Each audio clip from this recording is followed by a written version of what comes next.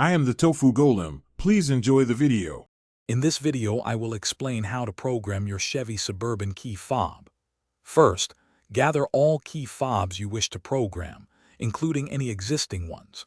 It's crucial to have them all present before you begin. Next, ensure your vehicle's battery is fully charged to avoid interruptions.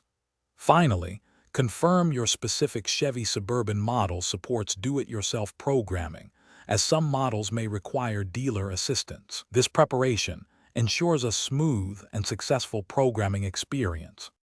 To begin, close all vehicle doors and make sure they are unlocked. This sets the stage for entering programming mode. Next, insert your key into the ignition and turn it to the on position, but do not start the engine.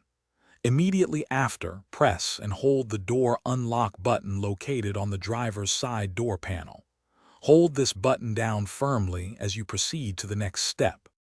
While still holding the driver's door unlock button, quickly turn the ignition key from on to off 4 times within 5 seconds. You should hear a chime or door lock cycle, indicating you've entered programming mode. Now, release the door unlock button. Immediately, press any button on the first key fob you wish to program.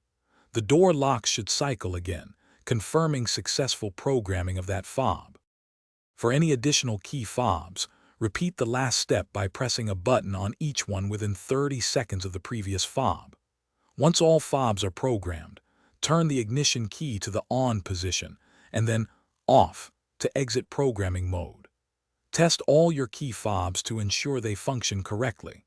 Remember to check the description below for a link to the Shark AI Ultra Robot Vacuum and other great deals to upgrade your home. Thanks for watching. Consider subscribing if we helped you today.